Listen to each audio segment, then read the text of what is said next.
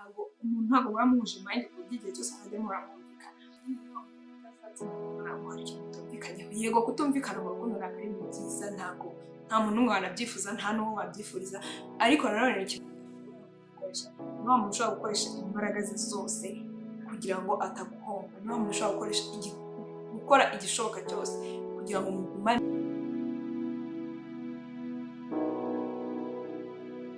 Hello friends and family, welcome to my YouTube channel. Niba uri mushyashya rero ngiye nitwa Yvine, tubanabigana byinshi bitandukanye hano. Niba nawe warakoze subscribe, thank you so much. Niba uri mushyashya utarakoze subscribe, please do subscribe. Akora cyangwa se azakora niba koko ashaka ko uguma mu buzima bwe. Tudatinze rero kadutangire ku kintu cya mbere azakora, cyangwa se ikintu cya mbere akora ni constant communication cyangwa se communication ihoraho hagati yawe nawe. Ni wa muntu ukuvugisha atari uko hari impamvu runaka agomba kuvugisha, hari umuntu uguhamagara kubera ko hari ikintu ashaka kukubaza, hari icyo ashaka kukubwira nyine bikarangiye, ahubwo ni wa muntu ntabwo rero we ari uko aba ameze. Ni wa muntu ukuhamagara ashaka kumenya waramutse ute, wiriwe ute, amakuru yawe umeze ute, ubuzima bwawe buri kugenda gute muri iyo minsi, urumva umeze ute, nyine ashaka kumenya ubuzima bwawe buri kugenda, ashaka kumenya amakuru yawe, ese umeze neza, nta kibazo ufite. Ni wa muntu nyine uguhamagara atari impamvu z'akazi runaka cyangwa se impamvu runaka ikintu agiye kukubwira, amakuru agiye kukubwira cyangwa se agushakaho, no. Ni wa muntu uguhamagara buri gihe, buri munsi, every time, akubaza ngo amakuru yawe, akubaza niba ubuzima bwawe bumeze, akubaza uko amakuru yawe ameze, uko ubuzima bwawe buri kugenda. Tudatinze reka turebe ikintu cya kabiri, umugabo ushaka ko uguma mu buzima bwe cyangwa se umugabo ushaka mu buzima bwe ikintu azakora cyangwa se ikintu akora, agushyira mu mishinga y'ahazaza yo gutekerezaho. Iyo agutekereza agutekereza mu mishinga y'ahazaza, ntabwo ari wa muntu ugutekerezaho aka kanya, utekereza weho nawe ako kanya gusa, ahubwo ni wa muntu ugutekereza no mu mishinga ari gutegura y'ahazaza, akaba agutekerezaho, akaba avuga mu rugero wenda niba ari nka career agiye gutangira cyangwa se ari umushinga agiye gutangira, akaba nyine ari gutekereza ko muri iyo career azaba ari gukorana nawe, muzaba muri kumwe, muzaba muri gukorana cyangwa se wenda hari ubundi bufasha uzaba uri kumwe, n'ubwo wenda waba utazi by'iyo career ari gutangira cyangwa se by'uwo mushinga ari gukora, ariko akaba azi neza ko hari bimwe na bimwe waba uzi bikeya wazajya umubwiraho cyangwa se wazajya umuganiraho, wazajya umuganirizaho, nyine agutekerezaho no mu hazaza, ntabwo agutekerezaho nonaha gusa ngo birangirire aho. Niyo ari gutekereza imishinga y'ahazaza agushyiramo, aba ari kugushyira muri iyo mishinga y'ahazaza.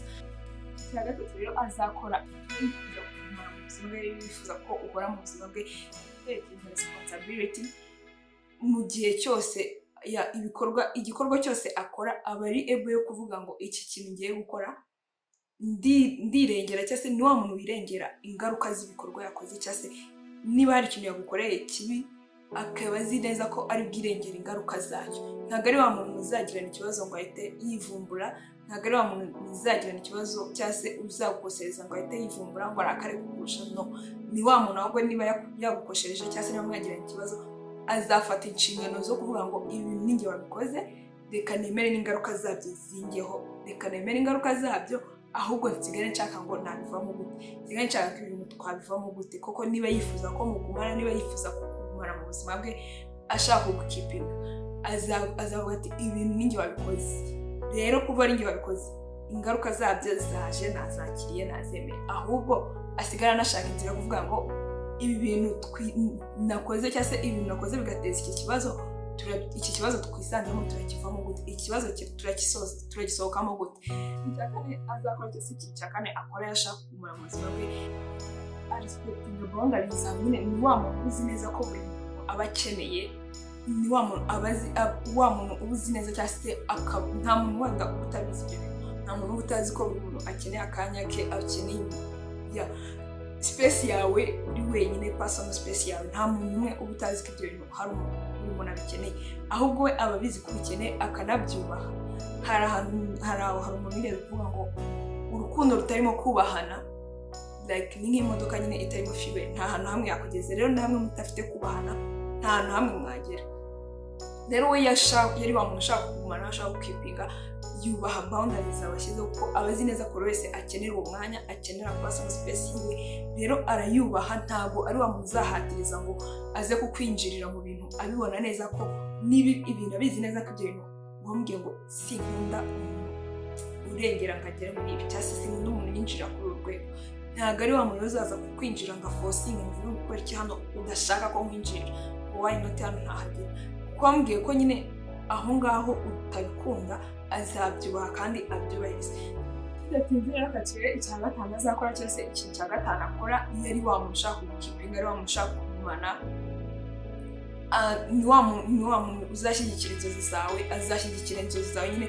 Niba ufite inzozi zo gukora ikintu runaka azagushyigikira, anagusapotinga kugira ngo anakwankuraje akubwira ibi bintu shyiramo agatege, ibi birashoboka, ibi birakunda. Hahandi uzajya usanga uhagaze uri wenyine, nta wundi muntu waguha iyo kuraje, we azajya aba hari iruhande rwawe. Ni byiza rero, nta muntu n'umwe ibyo bintu utabyishimira. Ni byiza kubona hari umuntu uri iruhande rwawe kugira ngo komeza, keep going. Ibyo bintu bitera kuraje, hari umuntu ukuri iruhande uri ku appreciating ibikorwa ukora. Ni ibintu byiza, bituma nawe ugira morale ugakomeza, nubwo waba ubona ko wenda byari bigeze aho bikomeye, ariko iyo ufite uwo muntu ukuri iruhande, ukuri hafi, uhora ukubwira keep trying, urakomeza nawe ukaguha imbaraga kuko zo gukomeza. Ikintu cya gatandatu rero azakora cyangwa se ikintu cya gatandatu yakora, utazatinya nyine kutumvikana nawe, kuba mwagize ikintu mutumvikanaho. Ntabwo ari wa muntu ubitinya ngo avuge ngo uyu muntu uragucaho, kuko akenshi iyo ari umuntu udakunda, wumva atinya kuba mutakumvikana cyangwa se hari ikintu mutakumvikanaho, iyo abitinya usanga nyine n'ibintu atumva, n'ibintu umubwiye adashaka azavuga yego, bizarangira yibereye Mr. Yes. Bizarangira yibereye Mr. Yes, ibintu byose umubwiye ari yes. Rero iyo umuntu ashaka, uyu mugabo ashaka kumara mu buzima bwe cyangwa se gukipinga, ni cyagiye ntabwo ari umuntu uzavuga ngo atinye kuba yaba atari kumvikana nawe ku kintu runaka. Arabizi neza ko abantu ntabwo bumvikana ku kintu 100% buri munsi, ibyo ntabwo bibaho. Ntabwo muramuje mind ku buryo igihe cyose mwajya muramwumvikana.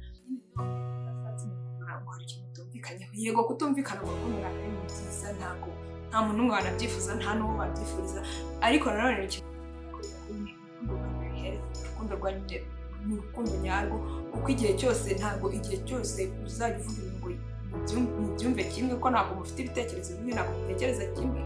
Igihe cyose hari igihe kigera mu kumva ibintu ntabwo muri kubyumva kimwe. Icyo gihe rero ni wa muntu utazatinya kuvuga ngo ngende ntabwo byumva kimwe nawe, ahubwo ngende mvuga gutya, kuko akazi neza nyine ko ibyo bintu mushobora kubiganiraho mukageraho mubihuriza, nubwo mutari kubyumvikana ariko hari aho mwabihuriza mukumvikana, ariko bitari ako kanya kumubwira ikintu ngo ahite yemera ngo yes, ugasanga yabaye Mr. Yes. No, ni wa muntu waba uzi kuvuga ngo iki kintu nta ntari kucyumva kimwe nawe, ese ahubwo ntabwo njye nawe twakwicara tukaganira cya kintu noneho tutari kumva kimwe, tukareba uburyo ki tugikemura, tukareba uburyo ki duhandoringa iki kibazo. Yari wa muntu ushaka gukipinga mu buzima bwe, yari wa muntu ushaka kugumana, ikintu akora niko akwentroducinga inshuti ze za hafi, aguhuza n'inshuti ze za hafi mukamenyana, kuko abagukunda ashaka kukugumana kandi yumva ko ari proud yawe kuba inshuti ze zakumenya nta kibazo kirimo, kuba inshuti ze zakumenya adateye ipfunwe nabyo. Azakwentroducinga rero mu inshuti ze za hafi, kuko azaba yifuza ko umuzi nawe akumenya, kuko aba azi neza ko umufitanye ahazaza nyine, kuba baba bamuzi nawe bakakumenya ntacyo bitwaye, nta n'icyo byangiza.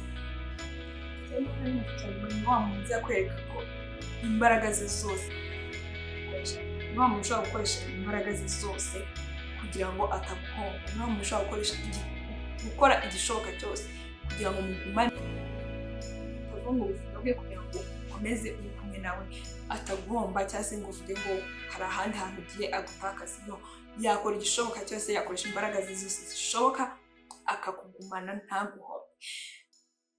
Guys, mwakoze rero kunkurikirana kugeza ikiganiro kirangiye. Thank you so much.